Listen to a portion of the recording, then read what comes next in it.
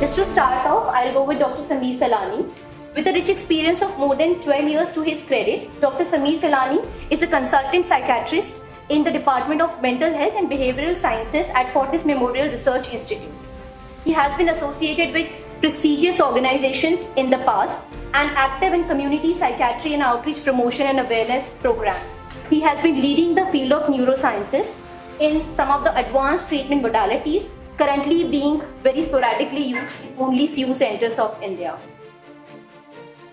To come to Dr. Neerja Agarwal, she has pursued her PhD in psychology and a senior rehabilitation psychologist, having extensive work experience of more than 15 years across mental health issues like anxiety, depression, personality issues, adolescent psychology. Her expertise lies in tackling adolescent issues through positive psychology. She has also designed a course on emotion regulation for adolescents. In her present role, she is leading as a co-founder and CEO at EmoNeeds. EmoNeeds is India's one of the leading digital wellness health experts. She brings with her extensive experience to help EmoNeeds aims to provide affordable quality mental health care to all Indians from the comfort of their homes. Next up, I am quite thrilled to introduce Rahul Gautam. Rahul is a highly experienced meditation expert with a wealth of knowledge and experience. In parallel to his deep capabilities in meditation and mindfulness practices, he is currently heading the HR Transformation Office at Air India. He has also been a renowned leadership coach and has coached over 100 CXOs, being in leading different global companies at CXO roles. Rahul has spent decades practicing various meditation techniques and has developed his own unique approach that has helped countless individuals find greater harmony and balance in their lives. Next up, I'm very excited to introduce you Priyanka Mittal. Priyanka is currently pursuing her PhD from TATA Institute of Social Sciences, Mumbai. She's a clinical psychologist, a child psychologist and a psychotherapist. She brings in more than 11 years of experience in psychotherapy, and she believes in seeing psychotherapy as a collaborative process with a narrative therapy, person-centered therapy, and social justice-based approach. Next up, we have Dr. Lalit Kanodia. With an extensive healthcare experience and a domain expertise of more than 14 years of experience in management, consulting, digital health, clinical operation, pharmacovigilance, medical affairs, regulatory framework, and quality standard, Dr. Lalit has helped multiple health tech companies organize and innovate in the health tech space. He is value-driven with high inclination towards strategy, growth, innovation in the health tech space. Thank you so much for joining us here, and thank you everyone for joining us in this talk show. We are soon going to begin. Just to start off, today here we have collated all of the questions that we have received from you, and apart from that, even in between, we'll be taking up questions. So please do not hesitate to put up your questions, whatever you are curious about. With this, I would just like to start off without any further ado. Okay, so here I have some stats. I just want to start on that note. There was a recent India Fit report published for 2022 and 2023, which says about 36% of Indians are suffering from declining mental health, out of which 24% of Indians are struggling with chronic stress. So if we just translate the numbers to the huge Indian population, it's a huge burden on the population. And this is a very recently conducted survey. And here we have a lot of questions around chronic stress, apart from that, even in general mental health. So Dr. Sameer, I would just want to start off with very basic thing. I know lately all of us have been speaking a lot about mental health. But just to start off on that positive note and to make sure that each one in our audience understand the importance of it, what does keeping mentally health actually imply in our day-to-day lives? For mental health, I think the first step would be to understand the definition of it being emotional, social and psychological well-being. Initially, like the times are changing, initially it was thought that mental health is the absence of a mental illness. But thankfully, research and with experience, things have changed. WHO is evolved and understand that the definition is now dynamic. how its dynamic is that it's actually an individual achieving his or her own capabilities, realizing them, translating them into their own processes, coping mechanisms, developing their own productivity, whether it be in their social, personal, or at workplace, and then contributing to the community. So this actually is, in essence, the mental health of an individual and of the community in large. But since mental health goes very closely associated with the environment, so there comes in stress. And stress is an emotional or a psychological response that you have to a perceived situation, where you perceive the situation as stressful. For an individual, a situation may be more stressful, and for a different person, that same situation may be perceived as less stressful. It changes, it's very dynamic. I think we've already briefly touched upon what is stress, but there's another question in front of us. What are some most common causes of stress that can disrupt daily life? So, like I said about perception of stress, so any event that may lead to a psychological response. For example, this can be a severe one in terms of a loss of a job, loss of a partner, relationship, grieving, loss of a pet. It could be as mundane as moving in front of an interviewer, trying to talk to people on a talk show. So stress has a lot of. So this has been very classically described as perceived stress. So these are the varieties. And any situation. So if a client comes to me and talks about how their life has been stressful, we are no one to actually judge. And we rely on our clients to give us a perception of their understanding of the situation as whether it has been stressful or not.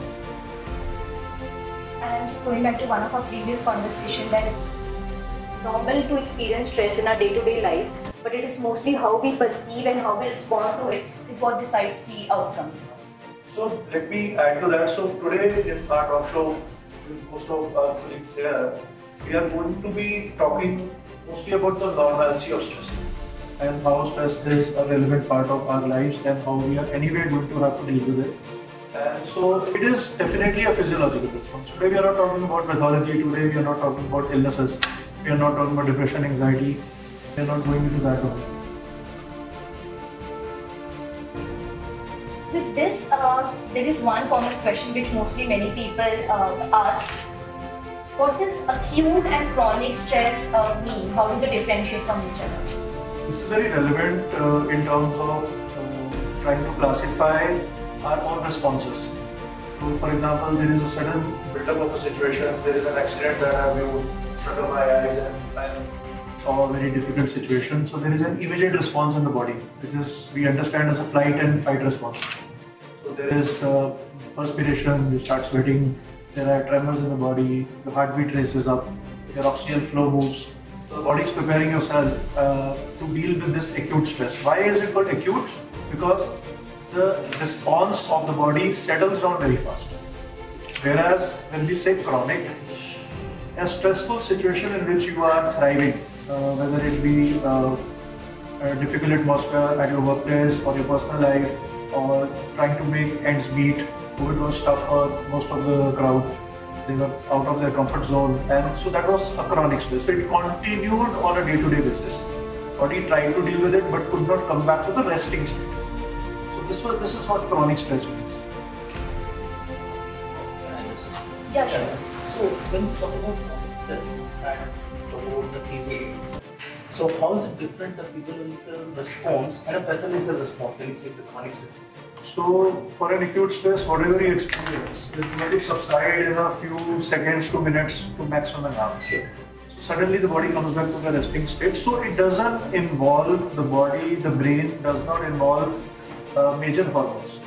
It's a basic release of adrenaline. But when chronic stress happens every day, let's suppose there is a stressful situation which is maintaining, there are periods or let's say few hours of rest in between, but then the situation again comes back to stress. So what happens? The body starts releasing hormones like cortisol. cortisol levels go up. Trying to deal with it, oxytocin starts getting consumed more. So the oxytocin levels go low. Like for example, in an acute stress, you may not have a disturbed sleep for more than 2 to 3 days. You are in an acute stress situation, try to drink sleep, maybe tomorrow you are not able to sleep. Day after your body catches up and it's done. Chronic stress, let's say for example, you have not slept for 2 weeks. So think of the sleep deprivation, think of the effects that are going to happen on the body. This will still come within the gambit of a physiological response. This is still not pathological. If you deal with it effectively, even with chronic stress, let's say a few months of stress going on, but cognitively using resources around you, emotional, psychological resources around you, physical resources around you, try to deal with it, you will be able to de-stress. Revert back to the usual state. I think the important underline for this is if you deal with it effectively. I think we will have more enlightenment upon that because this is a precursor of the pathology.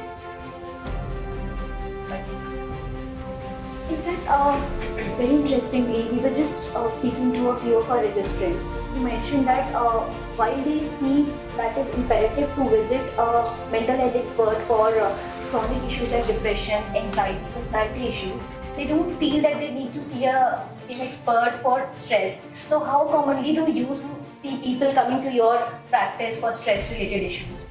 So this is interesting because this is more personal experience I'll share. So let's say 2007 and 2023, let's say 15 years in this field now. If I divide it into 5 years, the initial 5 years we would see clients only with serious mental health issues, which would be either coming to us directly or referred to other practitioners. In the next 5 years, before pre-COVID, we started seeing that in societies there was a lot of talk about mental health, and suddenly we started seeing some clients, especially the young population, who was reading about it online and more aware and less stigmatized. They started approaching it, but with still mental health issues like depression and anxiety disorders, and they were not able to manage. Interestingly, around COVID and till now, the last 5 years, if I say 18 to 23, I am seeing clients walking in directly and not trying to differentiate between a psychiatrist and a psychologist, thinking of us as mental health professionals and trying to come to us and say that, do I have depression? That's an interesting question because they are perceiving stress and they've read about it online and they are getting confused because there is so much data and they feel, has it reached a pathology level or not?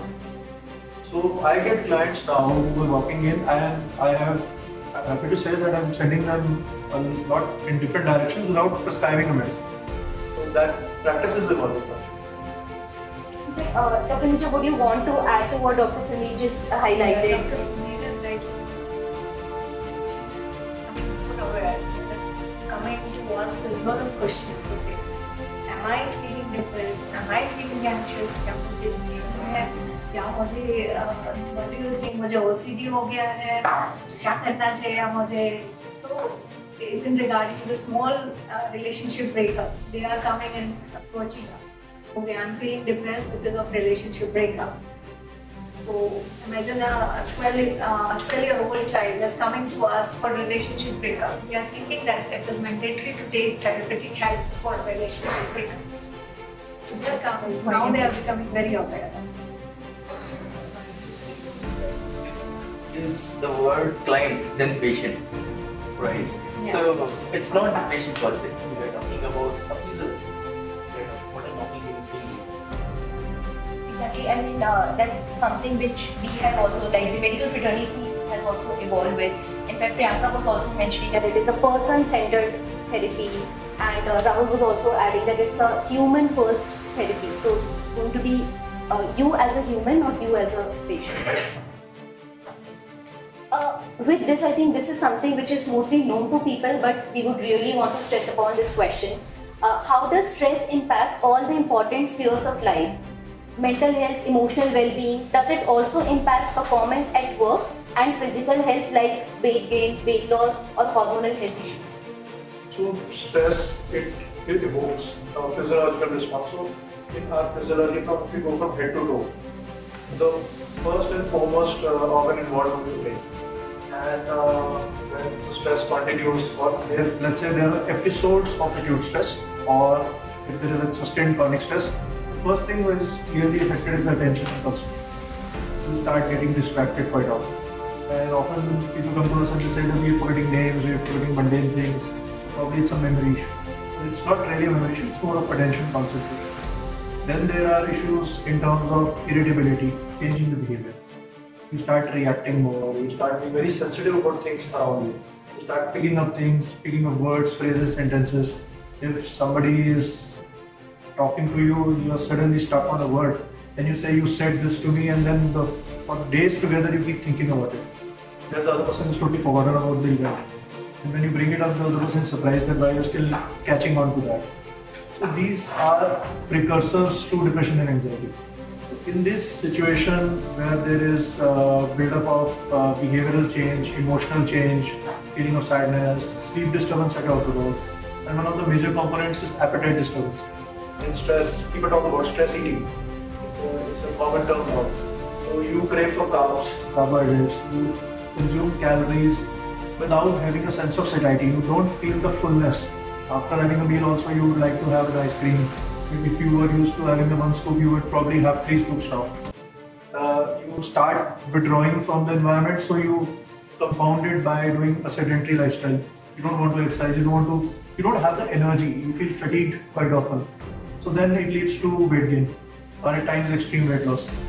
So that's another thing. Then people may have underlying ailments altogether. Let's say they may have something like, for example, asthma. They already have a propensity for a heart problem, blood pressure, diabetes. So when the stress builds up, all of these body responses like cortisol, if it goes up, suddenly your sugar management goes down. Your medicines that you are taking, body stops responding to them effectively. And then these illnesses build up. One of the most classical when looking at the body, so brain, then heart, and comes to us with palpitations, and ultimately it's mostly stress. They even go to the extent of doing ECGs, echo, and some people also do angiography. And then they find angiography, everything's fine, but my heartbeat is not stopping, it's not anxiety. Then there is a classical and the most common ailment which is very easily treatable but very difficult to diagnose is irritable bowel syndrome. We have huge number of clients going to the gastroenterologist, and the gastroenterologist then diverting them to us. Say, I see nearly 3 to 4 clients. If I'm seeing 10 clients with anxiety, at least 3 to 4 have IBS symptoms.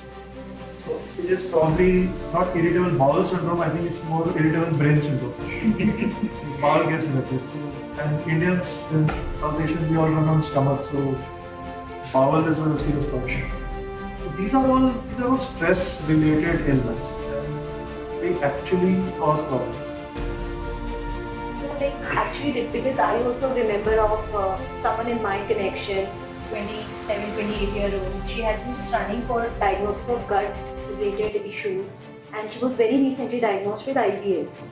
But she was, for the longest time, she was being seen and consulting a gastroenterologist, and finally it came up. Think about this. What will the gastro do for the gut? They add sedatives. They try and sedate the gut. And what does the gut need? It's hyperstimulated. Doesn't need stress, doesn't need sedation, but needs further activation. This is a very paradoxical thing. So we add serotonin. When we add serotonin, it further activates the gut, make it stronger, to become relaxed. So interestingly, you may have paradoxical responses to stress. So there should not be any symptomatic treatment in any stressful situation. Otherwise, it's not going to resolve. So I would like to add into this. As they say, 90% of our serotonin level is produced in our gut area. Now, the science also believes that almost a cat size of brain, like we have thousands of neurons in our gut area, in our heart area, and head area, of course. So this is the reason why we feel irritable bowel syndrome when we get irritated, when we get stressed. So if you eat a very nutritious meal, if your gut area is taken care of, then you can take care of your stress level also. So this is the reason why we feel irritable bowel syndrome while we are stressed, because our gut area is getting affected, because we have a sensitive brain in our gut area also. Ayurveda always says that every disease starts from your gut. In fact, interestingly, we also floated a survey to all our users, and stress, mental health awareness issues, and gut health were the two most voted ones. So, and hence we came up with a talk show on stress. So, I'm sure the two things are so closely correlated, and that is what people are also experiencing. So explore commonalities, gut and stress. Then Yes. makes sense. Because we normally don't talk about that, about our gut health. So what we are eating, how we are eating, we are not mindful of that. And in stress, as Dr. Ravi said, that we binge eating starts. We like to have very carbohydrate foods, Coca-Cola, pizzas. We like to binge on them just to feel us satisfied. Then suddenly the guilt also arises. The purging arises. Nowadays, sisters are feeling a lot of eating disorders. So if you take care of a gut area, we eat mindfully and keep balanced diet, take care of stress also. Thank you so much for that. Louder because it's hearing that voice. Okay. In fact, there was one question. Can my stress be the cause of emergence or worsening of IBD or IBS? So I think we have already taken that up. With that, I'll just quickly move to another thing to you, Dr. Neeja, because we are almost talking on the similar lines. Are there any specific warning signs to look for that my stress is leading to something more serious? Yes, if you are feeling I would like to add that stress is a very defensive thing. If you don't feel stressed, you don't prepare for the thing. So, but it's get problematic when you are getting stressed over little things. When you are continuously stressed, even the stressor is gone, then it becomes chronic.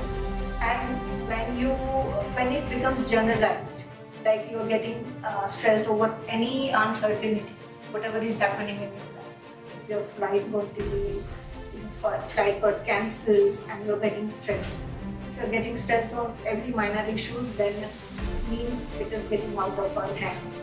And when you're seeking a lot of reassurance again and again, double checking the things.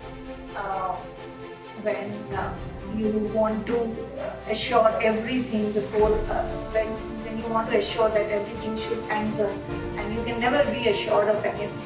It's so uncertain, then sure it is getting out of your hands. And in our clinical terms, so if you're getting stressed for over 2 weeks, like chronically, then you should take care. You should take a therapy. But I think we have a very specific question on how do people with chronic stress behave. I'm going to skip this one because I think Dr. Sameer has already touched upon this. And what you also briefly spoken about, there's a very interesting question and I think very pertinent to adolescents and even young adults and even elderly as such. Can relationship stress make you sick? What to do if a relationship is stressing you out?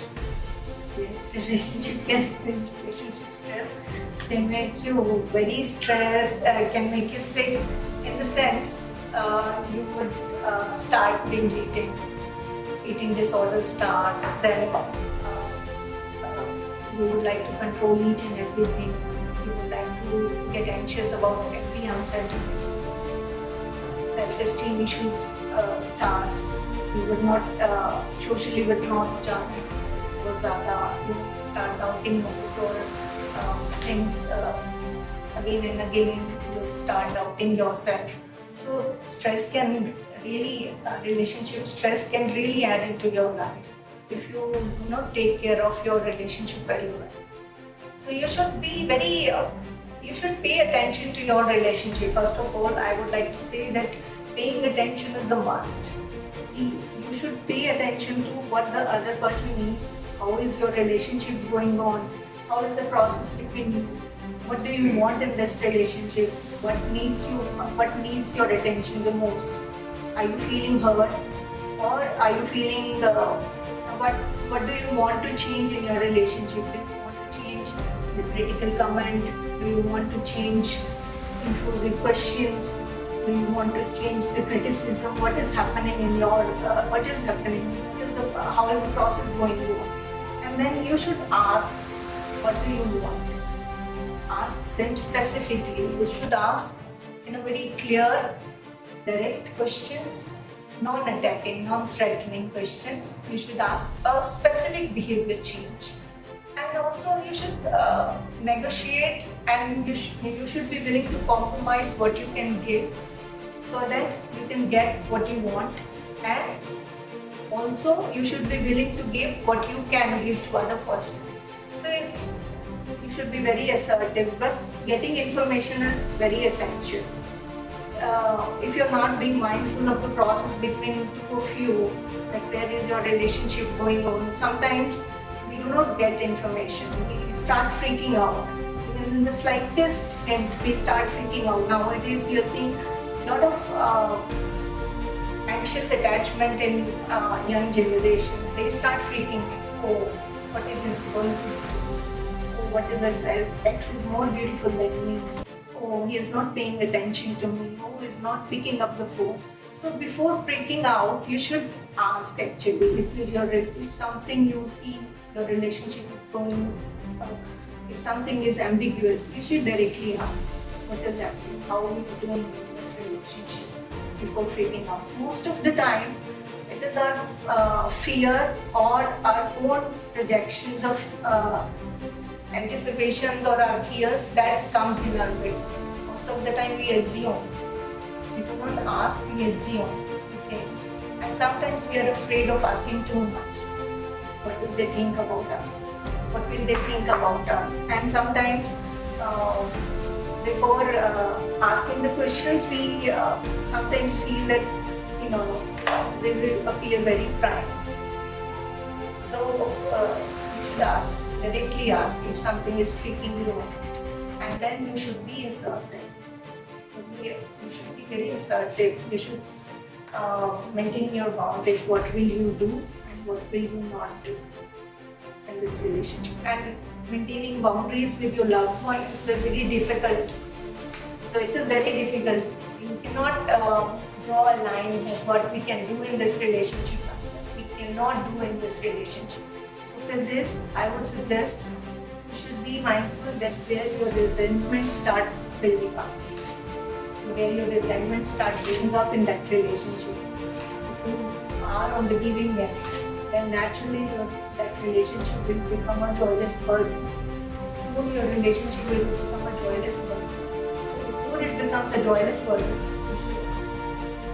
And you should ask in a very clear manner. You should ask very specific things. So for me, these are the things: knowing what you want, ask what you want in a very clear, specific manner, in a non-attacking manner. Because nobody would like to be pushed away or cornered or bullied upon. So you should ask in a very gentle manner. And you should be inquisitive about other person's need also. What does, the other person also needs, and you should validate those needs by maintaining your own boundaries. What you can do and what you can. Very beautifully explained, and this is pertinent to most of us in here and even the audiences. With this, I have another very important question, and which is, how serious is stress in the workplace? I feel it is common with everyone out there, but should I do something about it? Yeah, it's a very common getting stressed in the workplace, getting overworked, if your boss is too demanding, if you're working over hours, so if you're not getting me time, if your family is being compromised, if your family time is being compromised, then you start stressing out in your workplace. So for this thing, I will again say that be little more assertive, and you should also keep a check whether you are in a balancing state or not. What is the division between office work time, family time, and the me time? You should also take your me time also. For me personally, for morning to hours is a me time. So that I would not like to compromise with anything. So if you take your me time, you kind of prepare for the day. prepare for the challenges, to take the challenges of the day. So there should be balance between while working you will forget your meals. So there should be again balance that your meal time should be proper so that you can work for longer hours. In fact, I would take this message with me today that we always try to maintain work-life balance. But work-life and self-balance is also something that we should start looking upon. With this, I'll quickly come to you, Rahul, because we all know that you have a rich experience in training people at CXO levels, and I'm sure they'll be experiencing hefty stress. So, what do you think are some very quick mantras? And we'll come back to you for more detailed mindfulness practices. But some quick mantras for maintaining your health and happiness while being productive at home.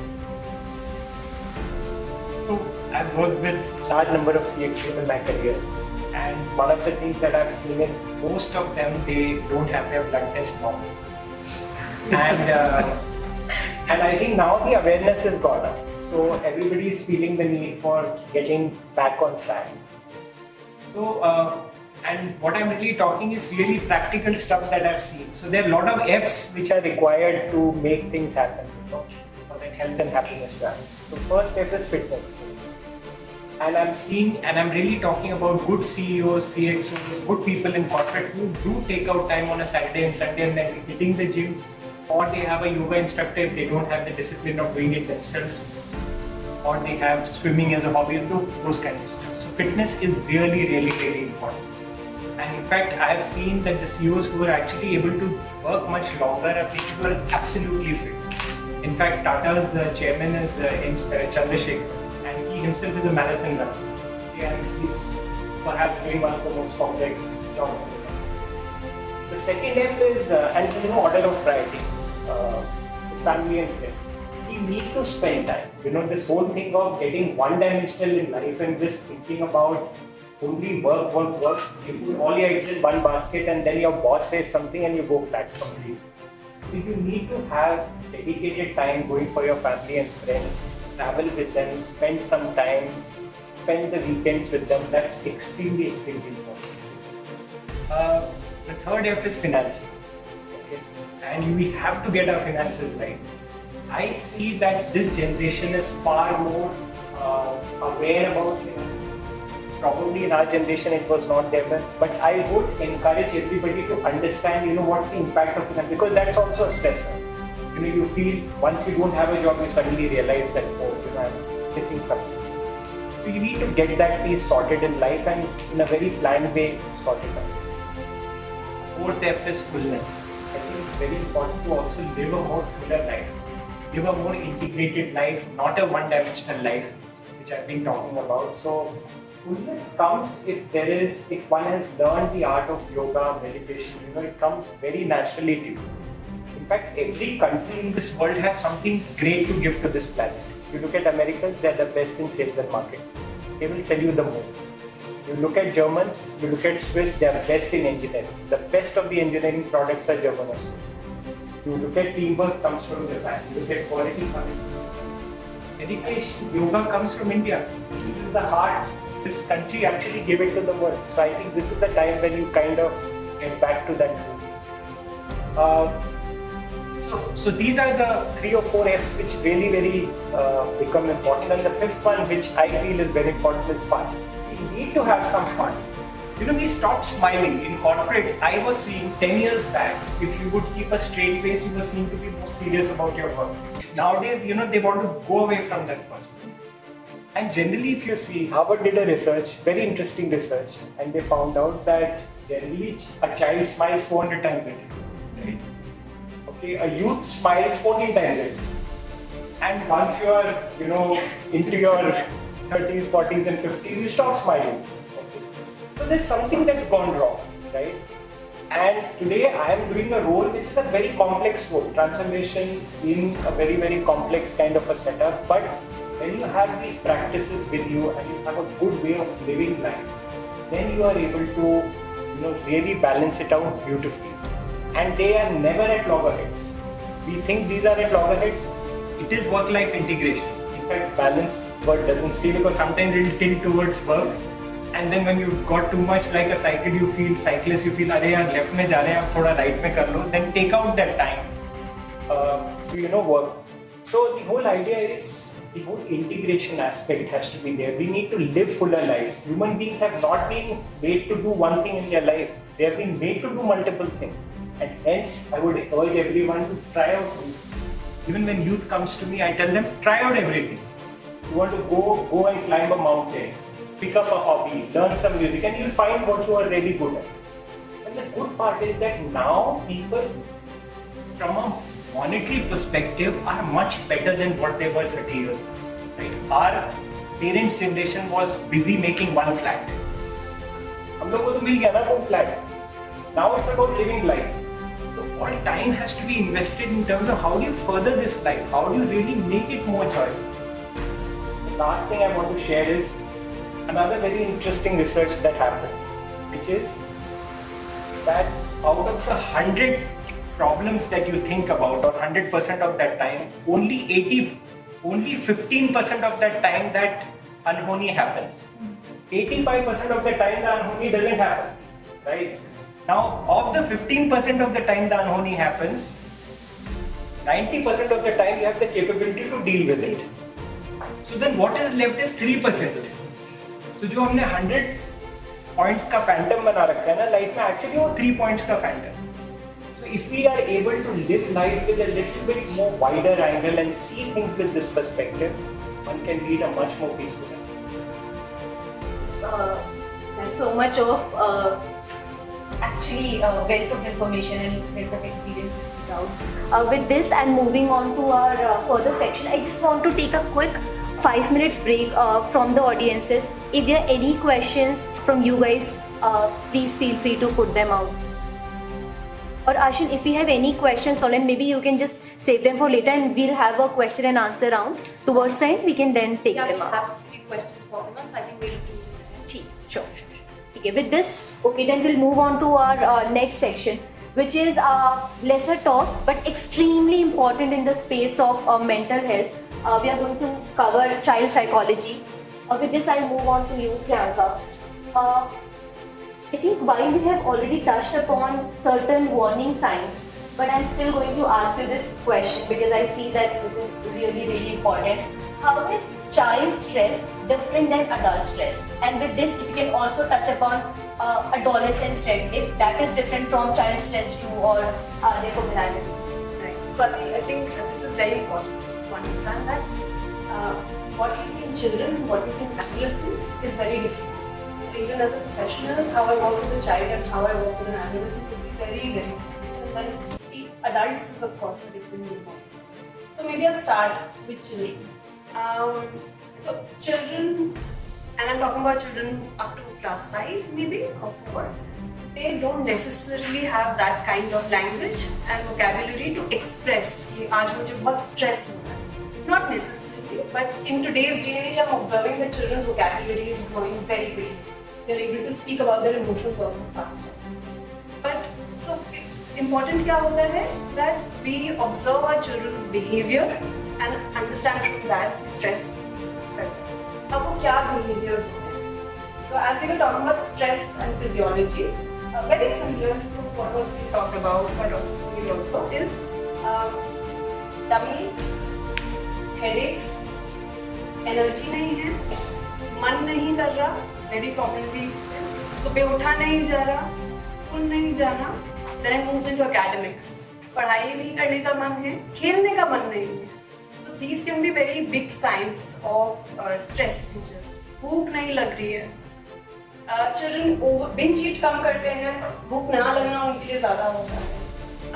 Cranky होते हैं बहुत ज़्यादा. They want to sit in front of the screen all the time.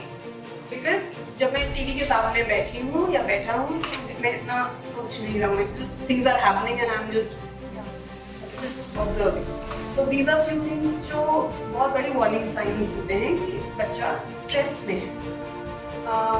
They might be coming and talking to you, not in this language कि मुझे stress हो रहा है, but मुझे ये अच्छा नहीं लगा, मुझे ये बुरा लगा. In India, अच्छा and बुरा are the two words जो हम सबसे ज़्यादा common. आपको कैसा लग रहा है? अच्छा.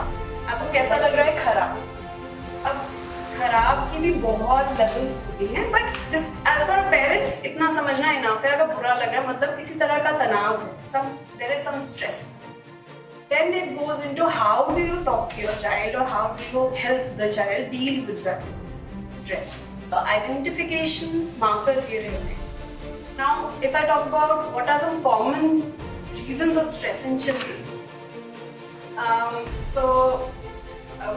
one is health issues. If children have health issues, and I see that happening very commonly, बहुत छोटी एज से बच्चों को कोई illness का diagnosis है, that can become a big health issue because it comes in the way of their life. For instance, breathing issues हैं, bronchitis है, pollution वाला problem है, it comes in the way of their child's world, child's life. क्या है बच्चे का life कि मुझे खेलना है, मुझे अपने friends के साथ मस्ती करनी है. Parents are stopping them कि नहीं नहीं नहीं ज़्यादा मत भागो, अच्छा swimming में डालेंगे तो swimming is good for you and ऊपर मत कूदो. Like there's a lot of handling that happens. Yeah, childhood diabetes is something that is increased. So many of these illnesses can become a big reason of stress.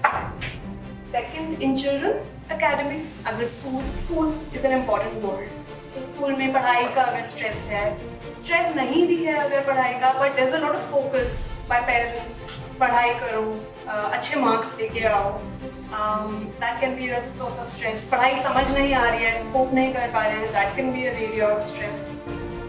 Friends के साथ झगड़ा हो गया, उस friend ने मुझसे बात नहीं करी, वो दोनों फ्रेंड्स अब खेलने लग गए, मुझे छोड़ दिया, उसने मेरे साथ अच्छे से बात नहीं की.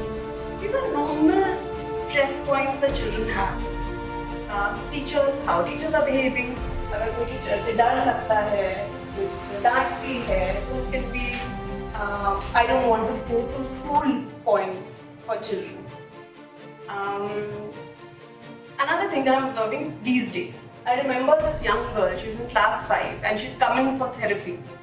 And I remember very clearly I asked her, open question, what does your day look like? That's my favorite question to ask children. आपका दिन में आप सुबह से रात तक क्या करते हो? And when she started talking about her timetable, I got stressed because the number of classes that she had. मैं स्कूल से आती हूँ, फिर मैं स्कूल के बाद लंच करती हूँ, उसके बाद मैं ये वाली ट्यूशन के लिए जाती हूँ, उसके बाद मैं आर्ट क्लास के लिए जाती हूँ, उसके बाद मैं डांस क्लास के लिए जाती हूँ, एंड मंडे वेडनेसडे फ्राइडे को मैं ये वाला हॉबी क्लास जाती हूँ, and Tuesday Thursday and Saturday I was like ये कॉर्पोरेट लाइफ ऑलरेडी स्टार्ट हो गई है 5th स्टैंडर्ड में कि वो MWF and TTS whatever that thing that happens were already there. And I said that, I said, my God, I feel stressed here. And she broke down, she said, yes, I don't have time. And that's a class 5 kid, that's unfair. So I'm seeing the parents in their excitement to get their children forward in life are making their children just too busy. And that's not okay. We have to teach our children to be bored, to just while away time, because that teaches them to be centered, anchored. कि ये भी okay है, because what Rahul said later on life के लिए जो fullness चाहिए, जो concentration चाहिए ना बैठने की, to be able to meditate, वो वहाँ से आती है. When you allow your child to be bored, and you should do that. So these are some reasons of stress in children. Adolescence से यही सेम चीजें होती हैं, but more relationship centric what we are talking about. Friendships ज़्यादा prominent हो जाता है, फिर intimate relationships होते हैं, boyfriends, girlfriends, वो होता है. In today's time, children, adolescents are exploring their sexuality, they are exploring their gender, they are learning vocabulary of these kinds. वो एक अलग dimension है that I see very commonly. Then career, they are thinking about finances. Teenagers are thinking about finances and they're thinking about their career from class 8, 9 onwards. They want to know which field should I get into so that I am ahead in life. What is more money making? They're talking about these things. Then social media. The social media ने accentuate किया है in positive ways of information sharing. But another thing, पहले हम जब छोटे थे, जो school की प्रॉब्लम है स्कूल तक रहती थी, वो घर नहीं आती थी क्योंकि लैंडलाइन होते थे, जिसका पेरेंट्स के पास कंट्रोल होता था. So my life in school is a separate unit than my life at home. So I have different friends, I have different life, and children were able to play that, adolescents were able to play that duality. Now everything haunts them everywhere. If I have a certain image in school कि ये तो बहुत बूंदी लड़की है, whatever, like you know, they whatever image they have in school, it carries because it's on social media. Or if I'm a popular child, I'm popular everywhere. So the other classmate wants to be that, because that other classmate is not being popular in tuition also. That's it. Everyone knows that. Society also, everybody knows that. So that pressure is a lot to live with social media constantly. That's a very big stress point these days. The extreme societal pressure and though of course social media can be good, but to be aware and cognizant of the side effects. I think Priyanka, आपने जैसे पूरा, because these are things which we usually talk about in our day-to-day lives. Of course, parents will understand it better. ये सारी चीजें इतनी छोटी-छोटी बातें हैं जो कई बार बहुत easily ignore हो जाती हैं. And I really like that concept जो आपने बताया, अच्छा versus बुरा, कि वो बुरे की क्या definition है और वो बुरा क्यों बुरा लग रहा है, या फिर जो अच्छा लग रहा है वो क्यों अच्छा लग रहा है, कैसे अच्छा लग रहा है, वो I think identify करना is the. I relate to that me time with the stuff with this very well, because you know I got a doctor and sometimes either जो करना है करो, and that's the best comes out of that time. Yeah. Yesterday only my daughter made a small cardboard box, my invention bag. And she's just 8 years old. So and just came out of nothing. She was just playing around, no thinking. That's all. She just picked few stuff around, did some stuff here and there, not so neat. That's fine. But she was like thoroughly enjoying for 2 days this stuff. Yeah. I really appreciate the way you brought it. I think a lot of questions from parents have already been addressed here, but I would just quickly go. There was one thing on what are the common triggers of stress. So we've already touched upon, covered it very nicely. And then, wait. These are 2 questions. How do kids adapt to stress? Do they understand that they are stressed? Of course, children understand that they're stressed. Children also understand that their parents are stressed. So, and very early on, even a 2-year-old, 3-year-old child gets when their parents are stressed. Maybe early on, I don't know about that so well. Of course they do. How do children adapt to stress? I think what Rahul said, fun and play. That's what I use in therapy. I play with them. And that is one of the biggest stress buster for children. The more you allow them to play, the more you allow them to be creative, the more you allow them to be open. And हर चीज को control नहीं करना, controlled play, structured play नहीं करना है, free play. Think of yourself as a potter. If a potter tries to make a pot, जिसमें वो ज़्यादा pressure लगाता है तो pot falls apart. But there's just right amount of shaping that has to be. और थोड़ा छोड़ देना होता है बच्चों को, थोड़ा कम focus करना है, wider angle focus करना है, बहुत घुसना नहीं होता है बच्चों की लाइफ में.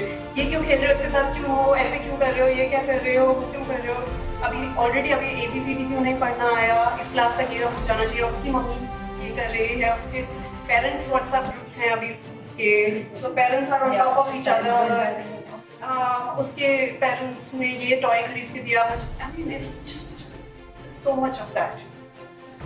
Let go a little bit and ease out on yourself, ease out on your child also. Something a very classical feature of Indian parents. So I think all of us understand that, and maybe. Yeah. The other thing I really wanted to do, children learn from adults around them. आप जैसे stress handle करेंगे, बच्चे भी वैसे ही सीखेंगे stress handle करना. So I always tell parents, why don't you stop observing your child and just observe yourself first. How much of time you're spending on any screen in a day? Any screen, phone पे या office के काम के लिए laptop पे. Like most common question I hear is मेरा बच्चा TV के सामने बैठा रहता है, फोन की screen. I want to reduce screen time. So observe your screen time. You being दोनों parents का combined. मदर का भी फादर का भी एक हफ्ता का लॉग बना लो, एक्सेल लॉग बना लो, and then see what are you modelling for your child. Are you exercising when you want your adolescent to exercise? If you are, then take your child with you. The child will go, not to exercise but time spent correctly, masti ke. So whatever you want your child to do and be, you have to embody that. आप reactive हो रहे हैं, आपकी चीजें पूरी नहीं हुई हैं, आप stressed हैं, parents having chronic financial stress, parents having chronic any other kind of stress, वो बच्चों को समझ में आता है, and they also learn to react in similar ways. So you have to watch yourself to be able to not lecture, you have to model, and children learn in the same way. I think you have mostly covered what parents can do, but there's another thing which I think Dr. Samir and I also had a word about that. Apart from parents, what can other adults in the society around children do about stress? Yeah, that's a very good point, because I believe that children's lives is it's like the child in the center, and there are adults who are contributing to their lives. So to put responsibility solely on parents is unfair, because they are also handling so much. So parents के बाद का next circle क्या पता है बच्चों के लिए दूसरे adults का? It is teachers, it is if there are grandparents, and parents of other children. Yeah, and especially their friends and your parents' friends. तो वो जो circle of other adults है, वो किस तरह के modeling कर रहे हैं बच्चों को, वो भी important. I always give a lot of importance to the culture of school, the culture of what teachers are trying to do. Are they noticing every child in the class? Are they paying attention to every child? How are they talking to children? What words are coming out of their mouth? Those are very important things. Children are able to deal with stress even if they have good relationship with one teacher in school. And वो शायद class 1 की teacher होगी, but वो class 12 तक उस teacher के साथ जो relationship build होता है, उसके basis पे अपनी life की बहुत important चीजें achieve कर लेते हैं. The good thing that children have, which adults don't have, is opportunities. बहुत सारी होती हैं. School में, tuitions में, classes में, playground में. They have opportunities to shine. So as adults, we have to focus on how do I make my child shine somewhere or the other. So if adults around children focus on helping children be successful in small ways, जैसे invention box बनाया तो उसका appreciate किया बहुत, and the child is shining now. Now the child is feeling proud that I've done something. So these are just amazing ways of helping children. Thank you so much, Priyanka. Ashin has just provided us with a list of questions that our online audiences have also provided. I think with this, I'll just take a pause because we have covered quite significantly about child psychology, and also you touched upon social media. With this, I just want to move to you, Dr. Lalit. Yes, we have one thing in here which says social media can be a boon or a bane. We already spoken about it, but what do you feel that how can digital health platforms help people manage their stress better? Is there an opportunity over there, or are we just adding up to the? What's the role? So, very interesting aspect from social media reflecting upon digital health platform. The only caveat here is the digital health platform should not be another social media, right? So, what I do see as an opportunity here is that that's important to understand. For a stress or a mental health issue, two things are required which are contradictory. One is me and my boundary, and second is a support structure, be it society, parental, teachers, or any kind. Within me, if I don't extend, I'm not able to extend or get support from outside, how do I do that? And that's where the digital health platform or digital platform, I'll separate out health for the sake of this discussion. But digital platforms, there is an overall rule, wherein there is a personalization as per my own needs. If I can have a trigger of my own me time, my family time, but the scheduler, the reminders, what happens? We all know the recipe. how do we put that recipe in our life? That's where you need an enabling tool. And that's where the platform is helpful. It's a tool at the end of the day. You just have to feed in what you need for, what is being advised you for, have it. And it helps you to accommodate to your market. That's where the digital platform is of utmost. You should get right information. Now we are putting across the information. But is it available at single source? That's where the platform comes. How can I personalize it to my own needs? Because stress, as we see, is a perceived response, and every individual has its own response. Right? Can this platform help me to personalize my needs? Depending on the type of stress, the type of age group, the type of parental group I have in place. Then also it helps me to carry out my stress busting tasks. Sometimes it's also required to realize, because stress is something we do see. I might not realize at what level of stress I am. That's where the platform comes very, very handy. And then people want to be heard, listened, spoken about, at the same time has to be anonymized. So in this digital media, you can be anonymous at the same time vote. You know what I'm trying to say. So that's where the platforms bring information, personalization, resource, community, everything together. And I believe that's a very, very strong tool. The only caveat I'll call out again should not be another social media. And I think indirectly you have also hinted upon the importance of getting the right kind of information from the right platform through the right experts, because there's a lot of misinformation that is floating around. A lot of people have just emerged as lifestyle moderators or advisors, even youngsters emerging as social media influencers. In that pursuit of happiness and a successful life, the importance of getting the right information from the top level experts is something So which that's is... where the responsible platform would have the right Yes, experts, yes. curated and moderated information, rather than just type anything and get anything. Yeah. And I think that is extremely, extremely important, that you get the right hints from the right places. Another thing which I really want to take up is, and this is very interesting, one of our users has actually put in these words, that mental illnesses in my area are actually being seen as being crazy or bad. So due to various long-standing perspectives, there's still a lot of stigma around mental health conditions. That said, digital health platforms, Startup NG, Emo Needs are providing a platform to people to reach out to mental health experts. But what do you still see that what is preventing people from reaching out to experts? So, couple of things, stigma we always know. So, the moment I speak about I'm stressed, people will make fun of me. Don't tell me. There are gender issues. If I'm the sole learner in my family, I'm the youngest one or the eldest one, and go and tell society about my stress, there are people who make fun of it. Right? So, that becomes very difficult to get to peer group circle. And platforms like this, good ones, I don't name anything, anybody.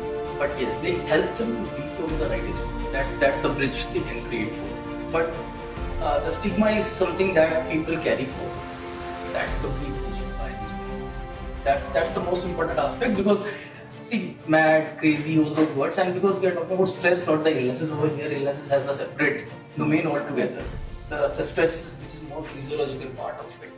Yes, it's important to understand it's normal. It's physiological, as we spoke in the beginning, right? But yes, people want to shy away from spilling out this information. Keep it concealed. Use the platform, get access to the right information, get access to the right resource, get access to the right experts, and then explore what is the right way to get out of it. And also that, and I'm just thinking out loud that you don't need to physically visit a facility. Of course, you should do it whenever it is extremely important, but that you can be in the comfort of your home and still speak to a consultant, understand where it is important to meet an expert in person. Is also extremely. That's actually the close circle I spoke about. So once you know, once the criminal direction has happened, the further course of action can be derived. While in-person interaction it requires it requires just reading material, it requires some meditation which can be remotely monitored for. Why not? I think these are great insights. With this, I just want to quickly move to some other aspects. In fact, there is one more thing, Dr. Samir. I just want to take your cues on this. Someone has asked, is there any specific testing or scans which I can get for like assessing my mental health? So this is interesting because when we talk about mental health, we talk about the functioning of the brain. There are components of the neurochemicals, the biological bit, and there is a component of your personality, which shapes over the years. And the third component would be the interaction between the self and the environment. So the biological, the psychological, and the environmental factors, they get together and create certain phenomena. And in order to distinguish or analyze or quantify this phenomena, there is no biological test available because we can't put a needle in the brain, we can't penetrate that area, extract the chemical and do a lab chemical analysis. We can do that with the bloodstream, blood and the brain don't interact in terms of the neurochemicals. It's only related to the neurons. So, psychological domain and the environmental domain are on the left, where you try and understand the quality of the interactions and then try to quantify in some way scales. There are certain depression scales, anxiety scales, various rating scales. So, absence of a biological test, the person is not able to go to a lab and get an assessment done. They start thinking whether it's really biological or not. And so, like we talked about stigma, so this is another factor why the stigma is still continuing per se when it comes to an individual experience. When HIV was a big stigma in the society, the campaign was Chune se nahi phailta. So why did they know Chune se nahi phailta? Because the virus was separated out, there was an RT-PCR test for the virus, and then it was found that there are certain fluids through which it transmits. So what is that RT-PCR test for the neurochemicals? There is nothing there. So the stigma continues.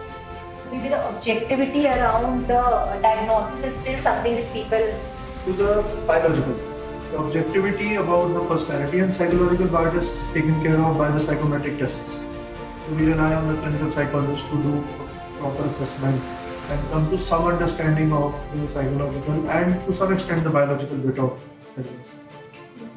To test your psychological, but again it's an interplay of your psychological being and your environmental factors. The GHQ, general health question, personality assessment of anxiety assessment, depression scale. Some scales for even psychotic illness.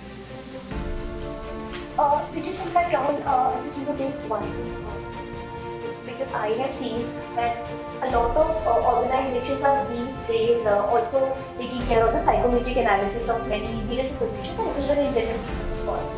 So is that a practice which is being followed upon in the HR domain as such, or is it just being rooting up? How is it done? So you're talking about psychometric testing, Yes, right? yes. The assessment. Or Yes. maybe just assessing the mental health aspect of people who are going to. So what I've seen is generally still this is not the norm. What the norm has been always about using assessments to see whether the person has leadership potential to get into the job or not. Or on the other side, development factors. What are the strengths and development factors? But I think this is a great point. If people can really see, it comes more through 360 feedback. The team started feeling stressed out. As a boss, he kind of he or she is toxic. So we hear these things quite often nowadays in terms of a toxic boss. How do you deal with a toxic boss, right?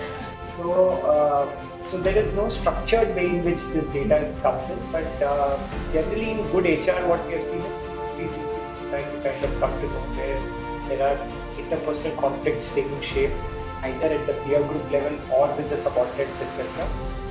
And then kind of understand. Just to add on, one of my previous organizations, while there was tons of 6 or 7. There was technical, there was HR, technical round 2, 3, 4. Then we won this test also, won this assessment. In fact, it was not psychometric, I would say, but more of a discussion with the clinical psychologist, right, to understand because you're getting into the leadership. So, what is your state of health in terms of your thinking process? Are you able to cope up because it would require a lot of stress around? What is your some personality bit also? I would segregate the stress and psychological assessment to the personality assessment part of it because there's leadership styles we talk about. In fact, what really happens is you become so cognitive in our head, you know language so well that you can give answer to any question. But when it comes to actually being in that situation, you really don't know how to deal with it. Yes. So people in an interview will give such fantastic answers. And yesterday, for example, I was in some pilot interview where there's a psychologist who sit as a part of the panel. You look at if there is a crisis situation that happens in a flight, how does the pilot deal with it? But the point is that cognitively trying to understand something and being able to do it practically are two very separate things. That's the challenge which happens when we have done too much reading. We think we know it, but we don't know it. So I think I would just, I'm just summing up.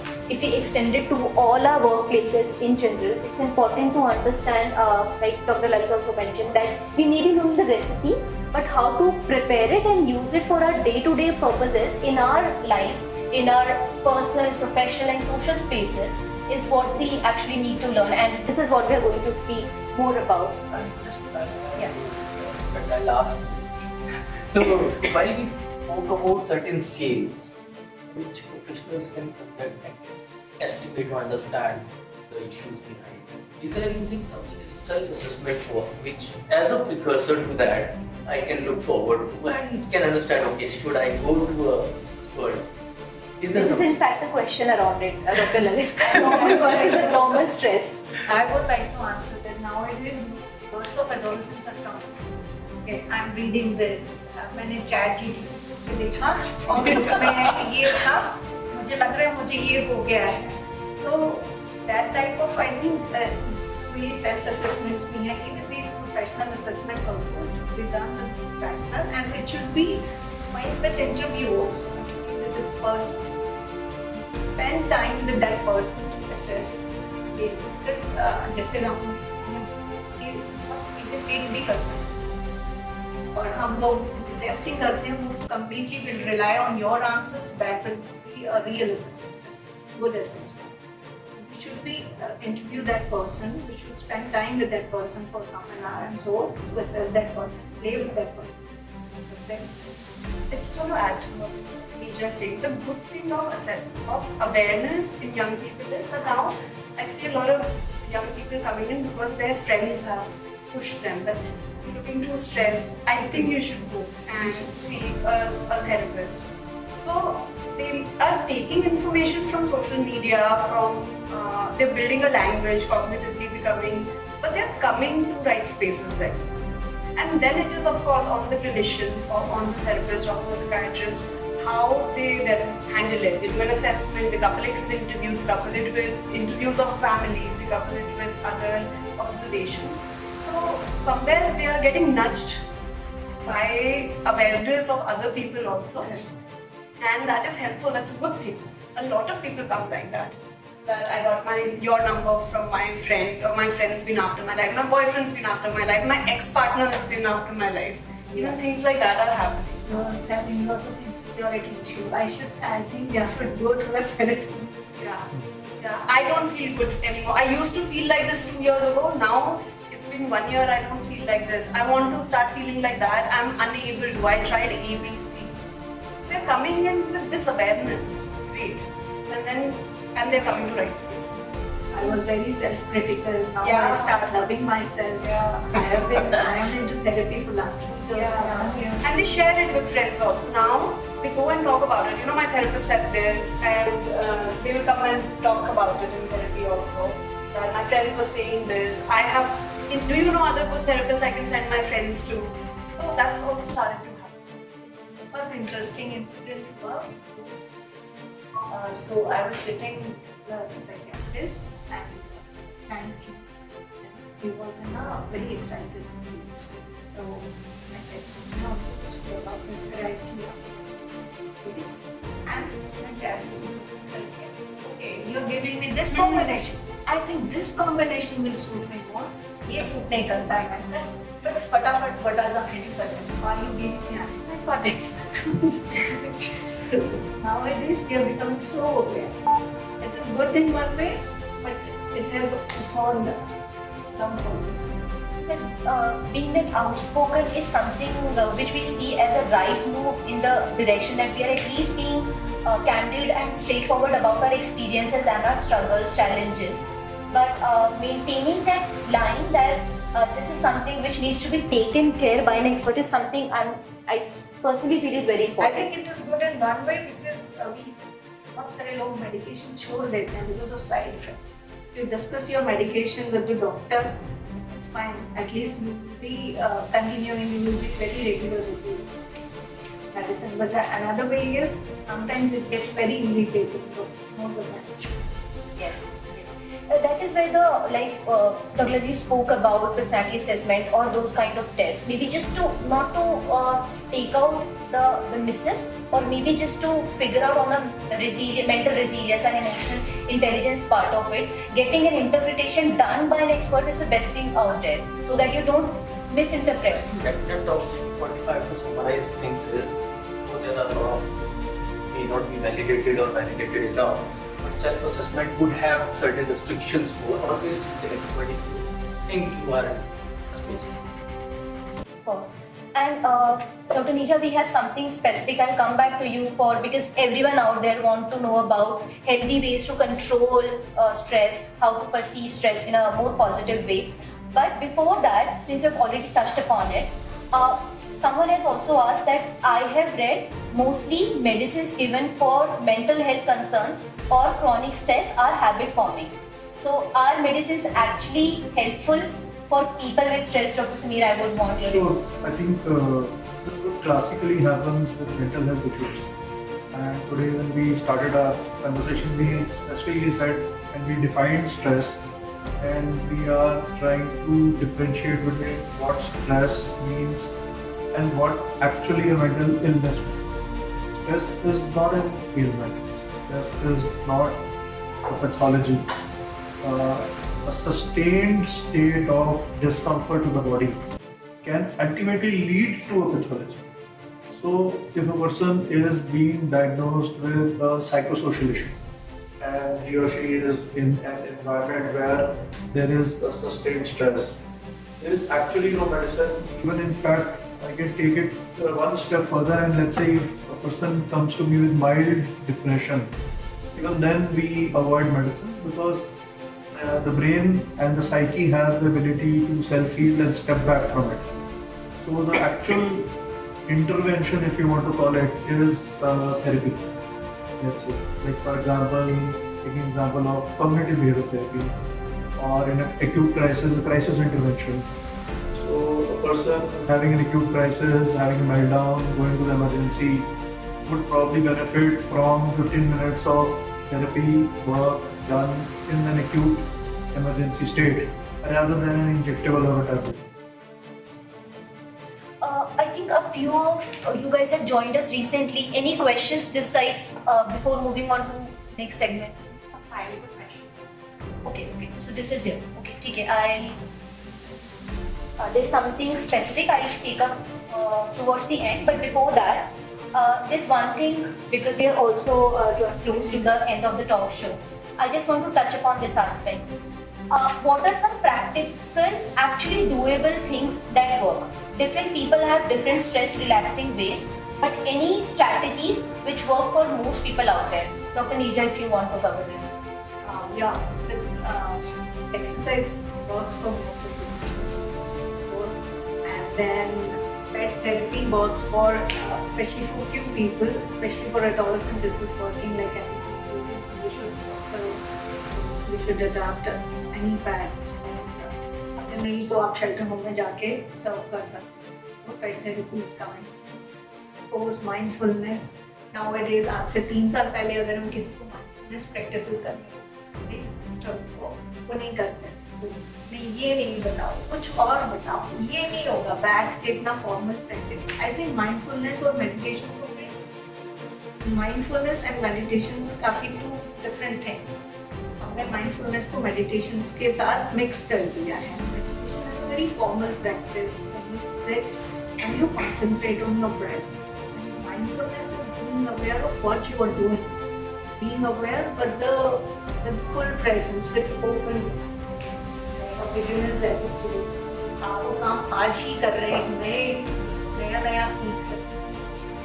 So for me, nature walking and nature photography, bird watching is a very good stress buster. And then of course meditation, if you can sit formally, there's nothing like this. Brings joy and calmness. Of course, bringing joy and calmness is not the goal. It makes you feel, it makes you better at your feelings. Like, जैसे weightlifting में, it strengthen your emotional muscles so that heavy things becomes light. उस तरीके से आपको तैयार करते हैं. Of course, then seeking help or talking to your friend, talking to your loved one. आजकल ये सब चीजें हम छोड़ते जा रहे हैं. रिसर्च हुई थी जिसमें था कि 40 minutes of exercise or 40 minutes of gossip with your friends. So 40 minutes of gossip with your friends creates a greater impact than exercise. So जो हम चीज छोड़ते जा रहे हैं. Of course. I'm sure gossip means Gossip means And 40 minutes gossip about your boss will be even 10 times better. I would like to add one more thing. Yeah. Be biased because being a parent. So playing with kids. Playing with kids, yes. Watching a comedy show. I personally like so many videos of like Facebook पे भी बहुत सारे videos बच्चों पे आते रहते हैं. तो उससे बहुत enjoy मिलता है. मुझे at least मैं I go back to the board games, Ludo, subsidy types even. playing innocent games. That adds into your this thing, and then of course mindfulness. Doing anything with mindful. So that brings the joy. Going out, driving out, seeing a neat natural beauty. It is a great stress buster. Swimming आजकल तो बहुत swimming is a great stress buster. So all these things add into your this thing. Add variety into your life. If you add variety into your life, learning something new, it is a great stress buster. And then volunteering. If you volunteer, it produces oxytocin. So volunteering से क्या होता है कि आप you become larger than life. You start helping others. You find a purpose. If you find a purpose, there is nothing like this. Finding a purpose in life, I think everyone should read.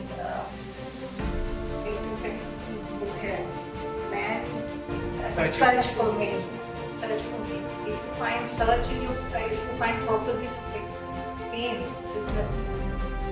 So, purpose, prayer, and doing activities, digital detox. That is must. You should do 1 day of digital detox, at least for 6 hours at least. Reading a light book, watching a light comedy show. There's so many different things on the spectrum, and in fact, I think in a very light way, you still touched upon a lot of very critical and important things.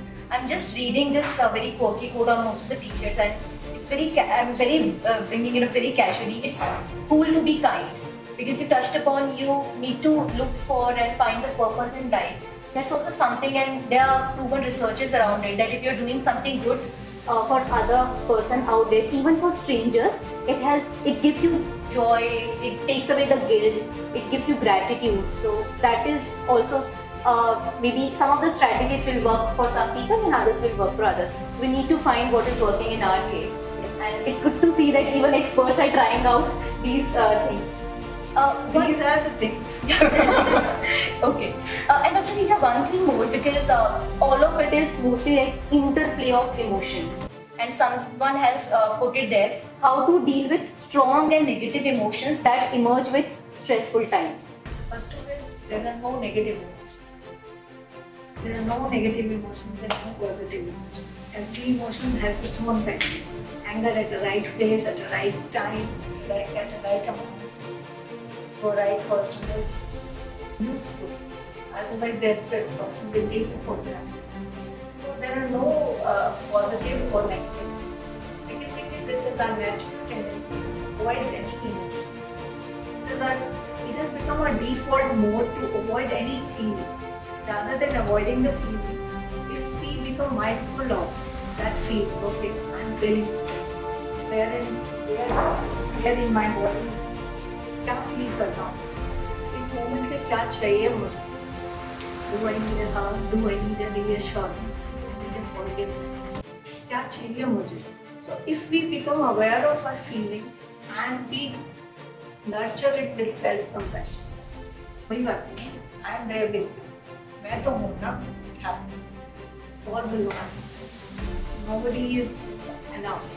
So अगर उन moments पे हम अपनी emotions को recognize करते हैं, उनको बहुत curiosity से और compassion से देखते हैं, not with judgmental approach, with curiosity and compassion. So that is the thing. So you should be aware of your feelings. You should not avoid them. Because अगर आप avoid करते रहते हैं for a short period of time, it is helpful. But for a longer period of time, for a longer run, they become worse. They become more intense. कभी हम वो distraction शुरू हो जाती है. इनमें distraction से क्या होगा? You will make your dreams small. You will start avoiding, or you will spend your time and mindlessly watching video. और अगर हम ज़्यादा बोलें तो eating disorders या substance abuse या फिर sexual promiscuity, all these things. We keep avoiding it. So rather than avoiding it, and every emotion is a message that need to be checked upon. क्या चाहिए आपको इन moments में? अगर आप उसको कर लेते हैं तो धीरे-धीरे brain has a healing capacity. Brain has a system of finding a way and then dealing with your emotions in a downtime time. But अगर आप quiet time देंगे अपने आप को, आप अपने आप उन चीज़ों को effectively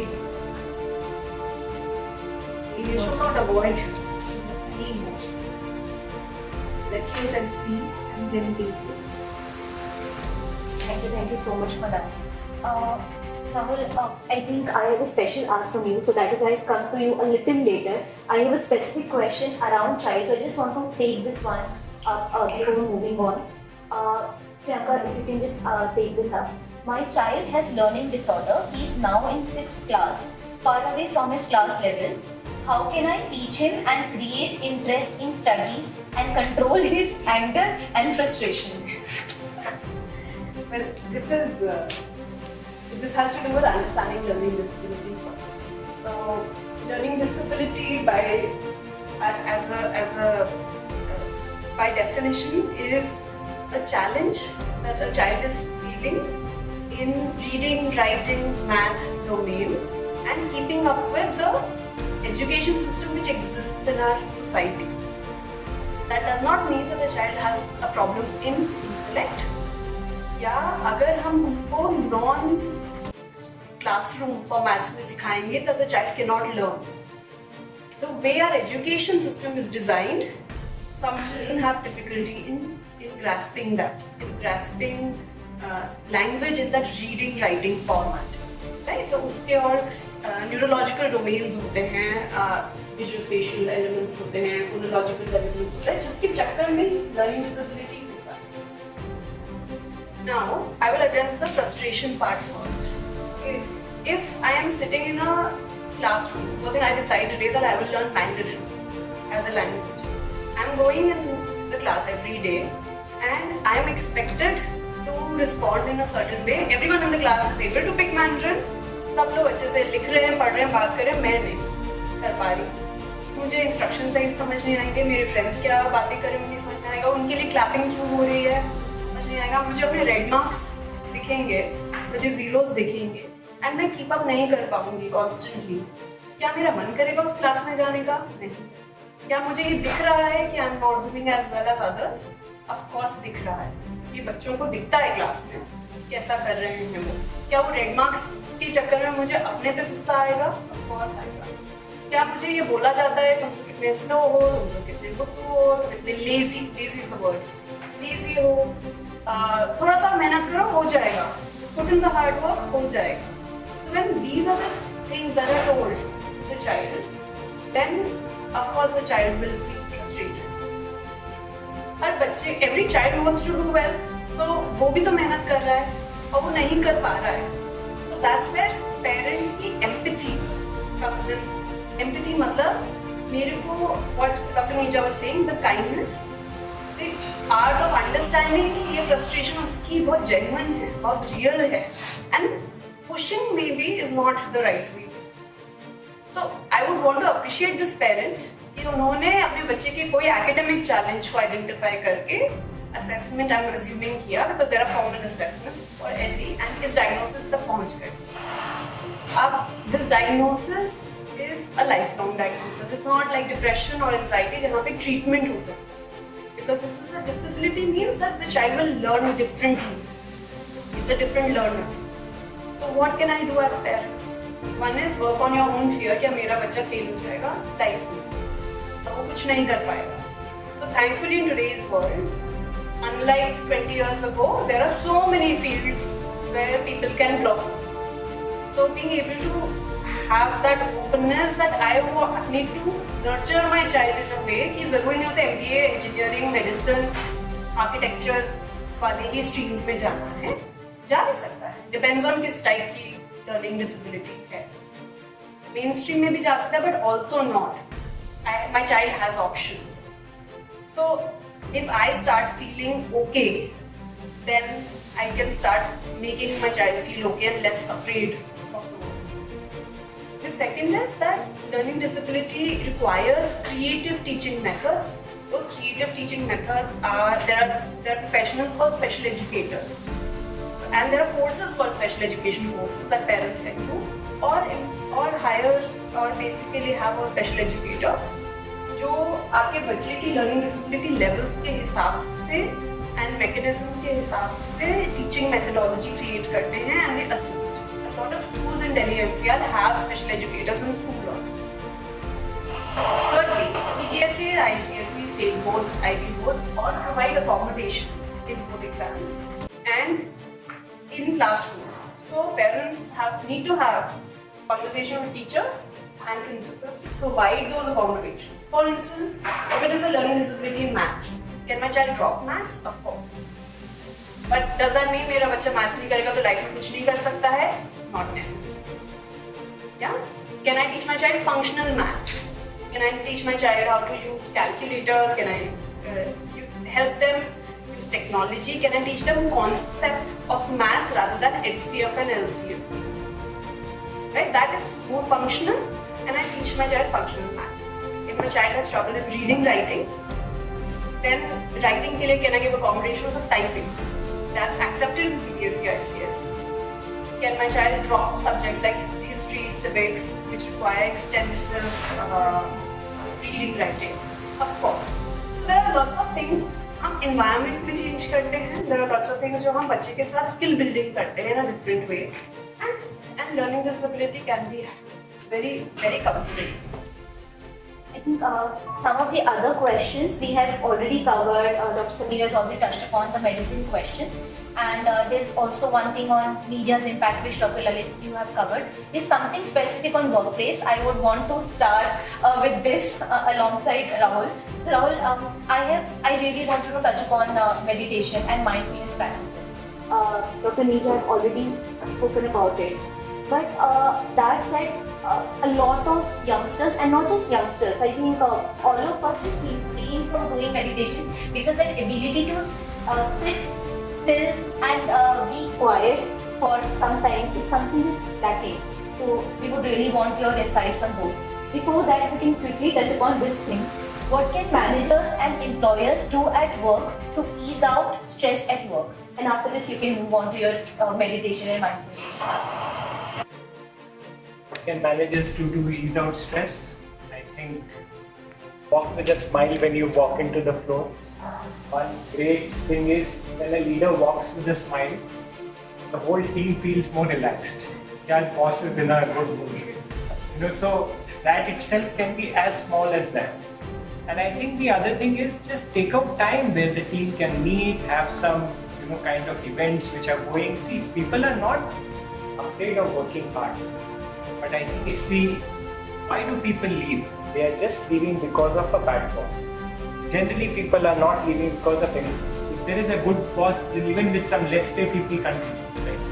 So it is the behavior, the stressful behavior, and generally all toxicity is linked to because there is some stress. So I think as leaders, if they can manage their own minds better, and they can be a little more, you can walk with a smile, you can take बड़ी चीजों को भी यार कोई बात नहीं, will be able to handle it. Give that reassurance to your people. I think that's the time when you will see a big change in their life. That's something all of us need. And bring humor. And bring humor. I have seen the best of the leaders, they'll be in a difficult kind of a situation, but they will use humor in a way that they'll be able to lighten a situation like that. The same conversely, even small things, everybody is getting stressed out, and you kind of repel from that. So bring some humor, that kind. This is really, really important, and many of us can relate to it. But let us also go a little deeper in the mindfulness and meditation space. Yeah. Because I think people who have experienced it, last time I just want to give a reference to what Arpita's, our meditation expert, also mentioned. And I still have it with me that while you are meditating, maybe for those 5-10 minutes, just feel that you are nothing, you do nothing, and you want nothing. I'm still having those feelings in me, and whenever I sit, those things have really helped me. So I want to know more, and I really think that all of our audiences will want to know more as to how we can actually practice meditation. Does it actually work?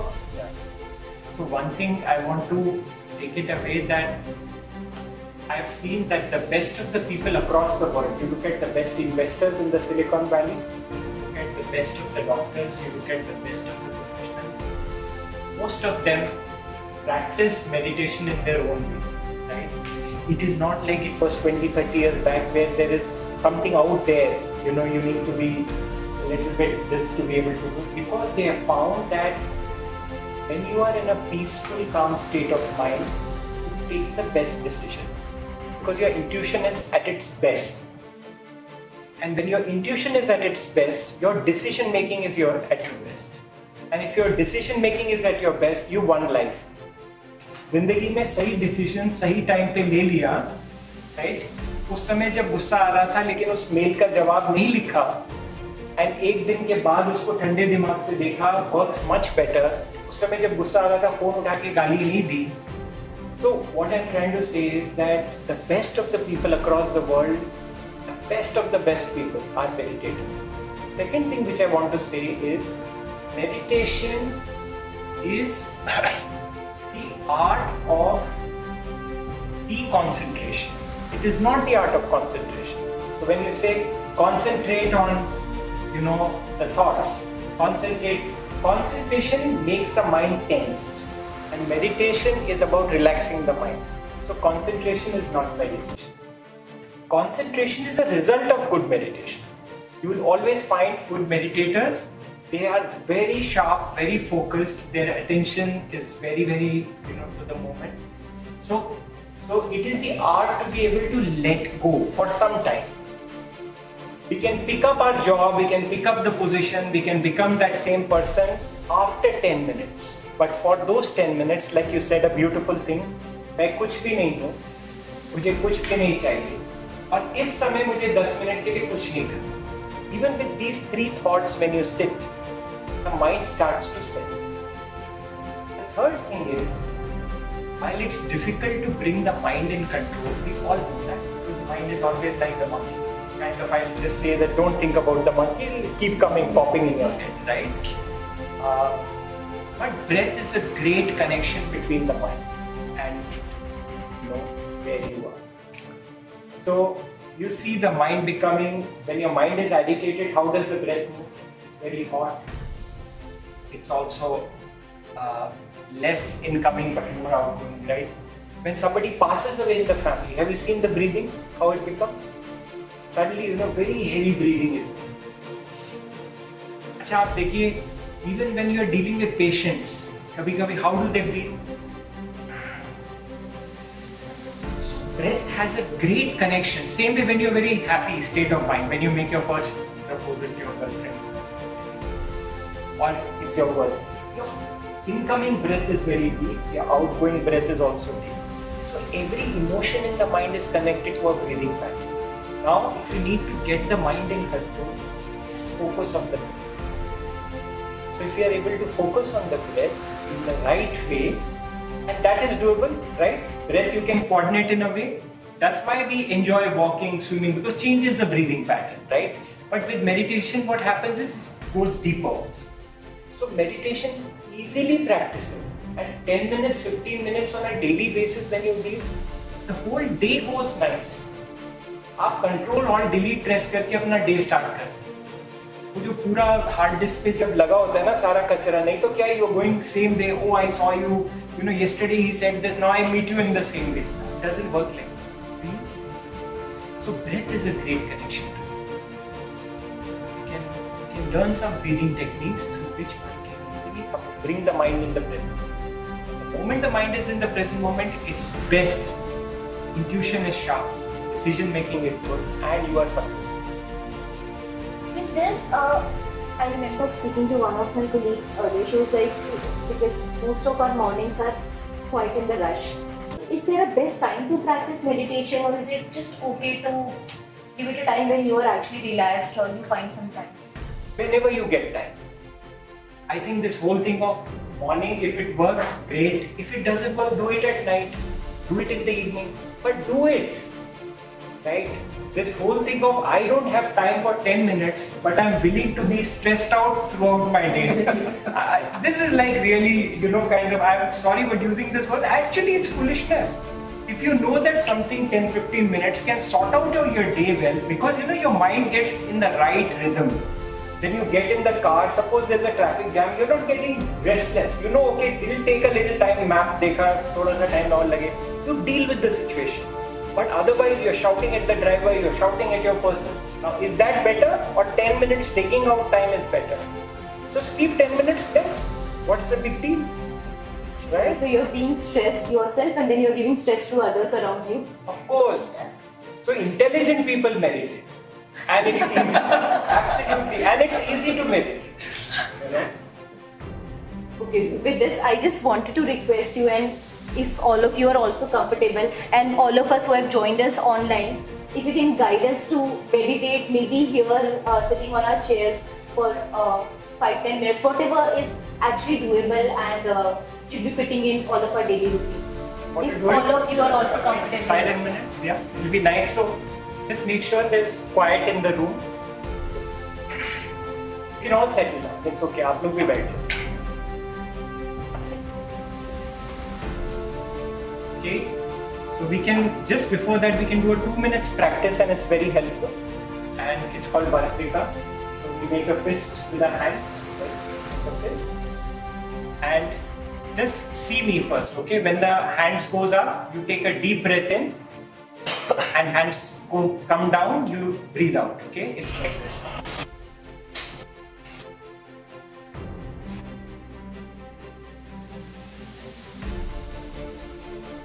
Right? So you can keep a handkerchief also, just in case there is anything. Yeah. Right? So let's just do this.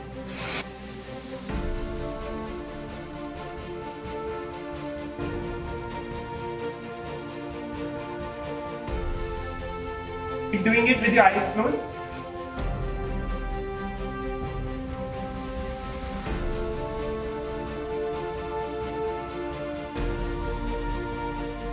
Relax with your eyes closed. Keep your palms on your knees, facing the sky. Smile on your face, even if it's artificial. And feel the flow of energy in your body.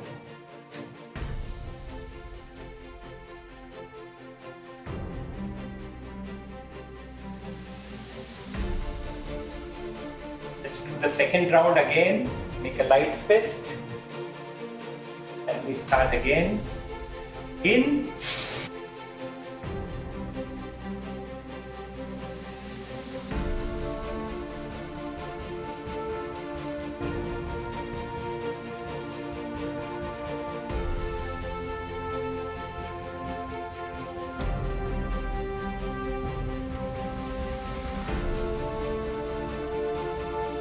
9, 10.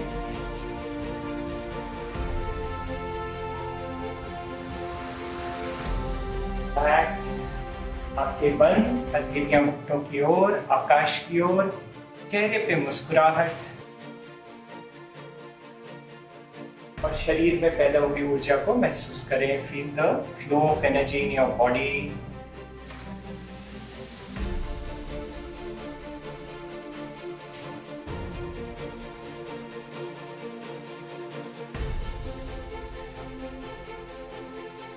Do the third and the final round. You do with Josh. Okay, start.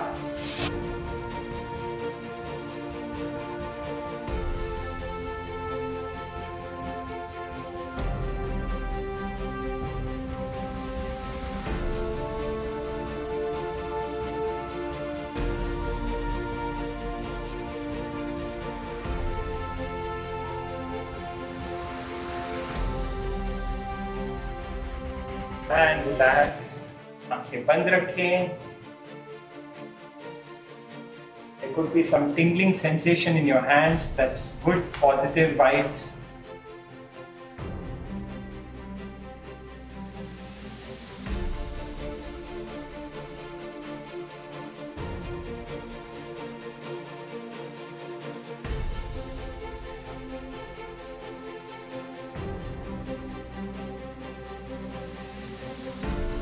Take your attention to the environment. Let's keep our eyes closed. आंखें बंद रखें. Take your attention to the environment, all the noises, all the sounds that you hear. The click of the camera, sound of people talking.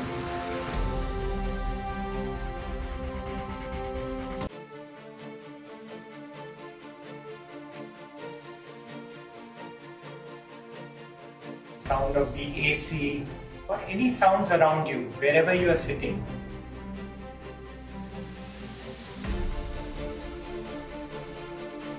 And just accept those sounds. सभी आवाजों को स्वीकार करें.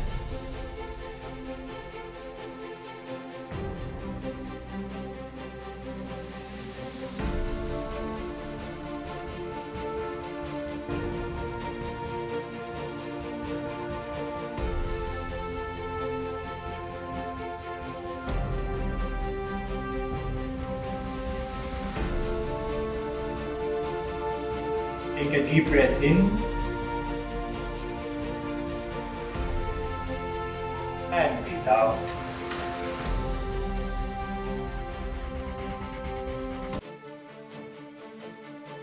Take your attention to your body. Just relax your head, relax your eyes,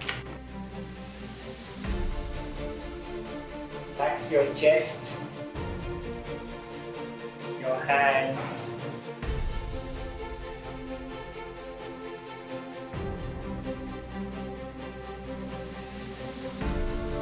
relax your stomach,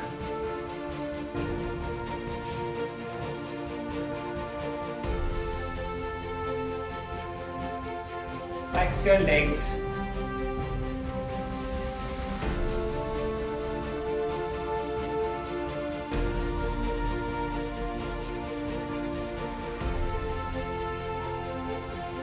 relax your feet,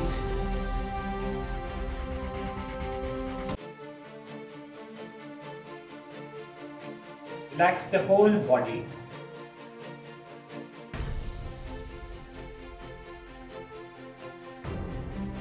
This body is a beautiful gift from nature. Just honor this body.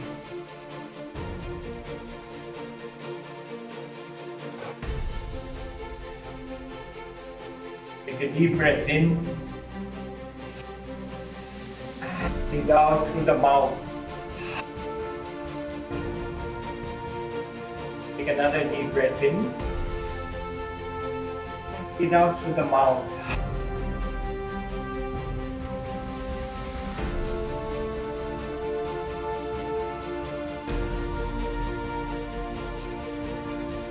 Become aware of your thoughts. अपने विचारों के प्रति सजग हो जाएं. Good thoughts, bad thoughts, just let them be.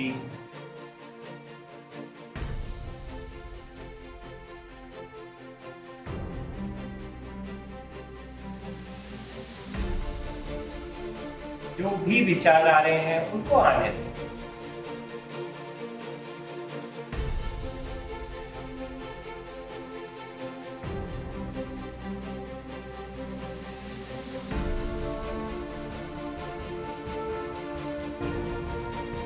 Deep breath in. Breathe out through your nostrils.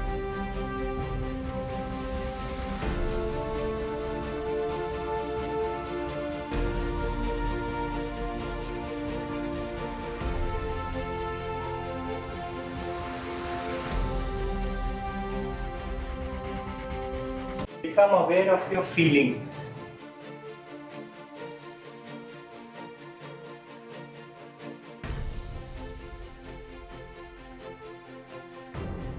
Feelings or bad feelings, just let them be.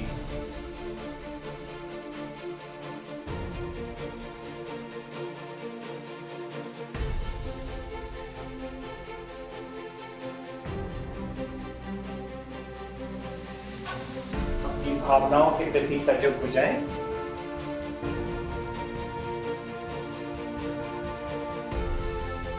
कोई असुखद या कोई सुखद भावना स्वीकार करें.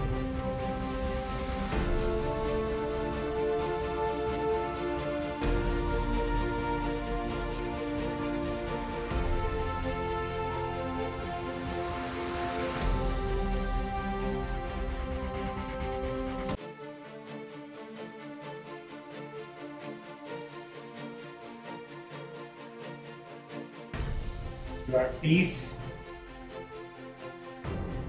your joy.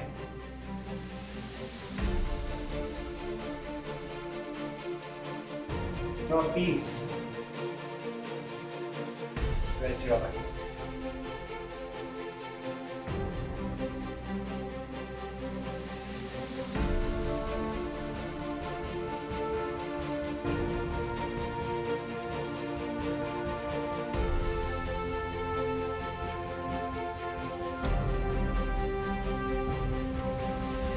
Become aware of your feelings again, if there are any.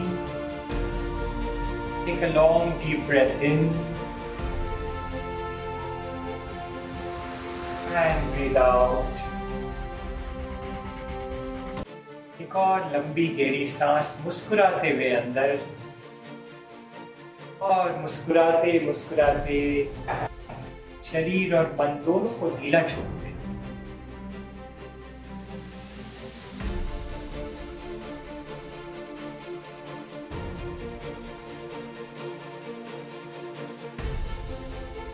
Slowly become aware of your thoughts, if there are any.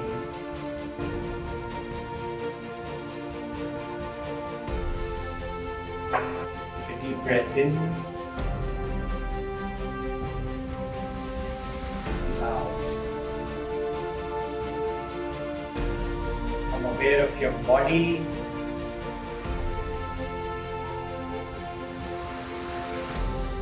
Become aware of your environment.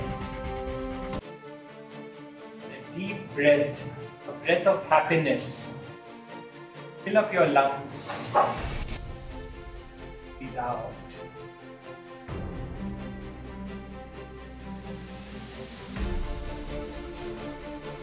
Observe the state of mind right now as compared to what it was 10 minutes back.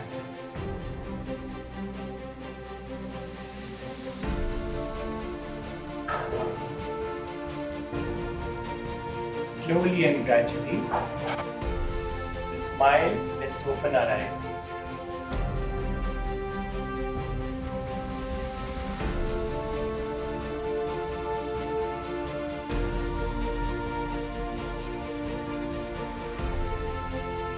Good.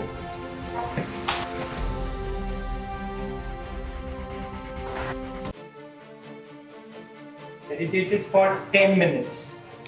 And all of you were like, Thank you so much for this experience, Rahul. It's extremely enlightening. With this, Ashin, if we can also have our giveaways bags ready.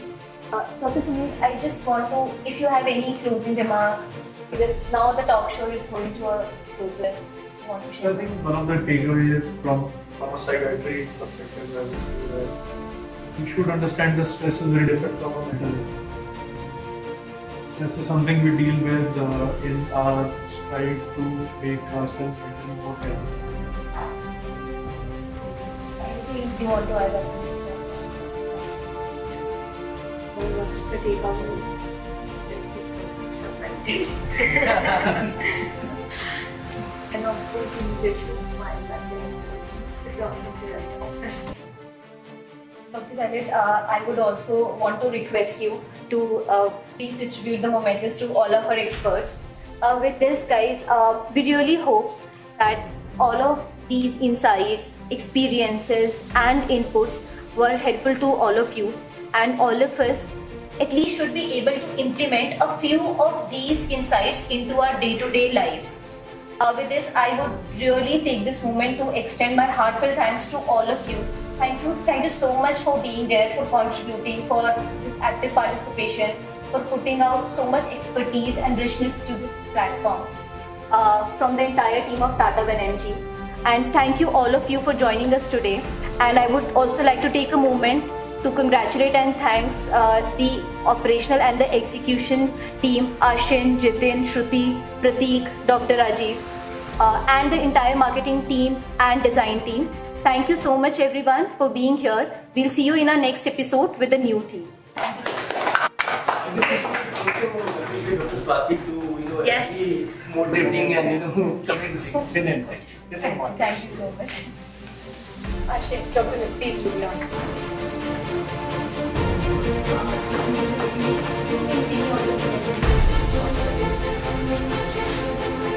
So this side, sir. This side.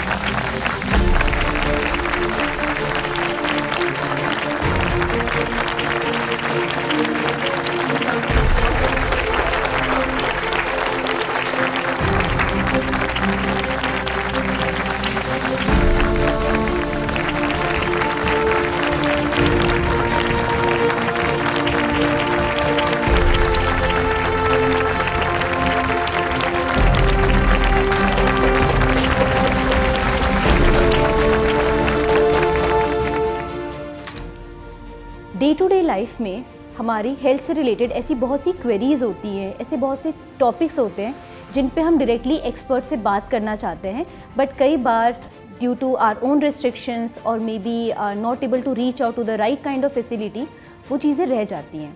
Health cast के through हमारा aim है कि हम आपको expert से inputs ला के दें around important health concerns for day to day life like gut health, mental health, chronic conditions like diabetes or heart disease.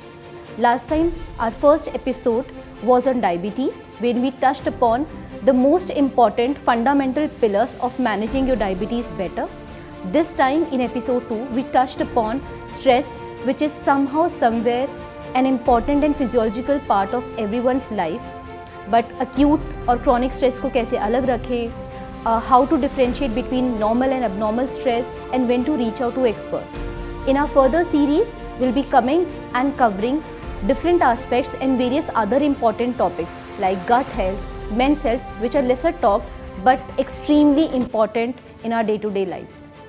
While we host all of these programs on our online channels, we really want you to actually visit Tata 1mg office and experience it in person. Reach out to experts, hear directly from experts and ask your questions directly. ये एक पूरा interactive and कॉन्वर्सेटिव style है जिसमें आप directly expert से अपने question पूछ सकते हो, देख सकते हो कि कैसे आपकी टाटा 1mg टीम्स आपके लिए बेस्ट हेल्थ केयर सर्विसेज लेके आती है and it's actually quite enriching experience. हम अपने एपिसोड्स इनफैक्ट आपकी ही इनपुट से लेकर आते हैं कि हमें किन टॉपिक्स को कवर करना चाहिए, कितने डिटेल में कवर करना चाहिए और किन क्वेश्चंस को एक्चुअली पूछना चाहिए. हमारे नए एपिसोड्स के लिए हम हमारे सारे सोशल मीडिया चैनल्स पे प्लस यूट्यूब एंड ईमेल्स पे अनाउंसमेंट डालते हैं. So please stay tuned, follow that space and do visit our office for our upcoming episodes of Healthcast.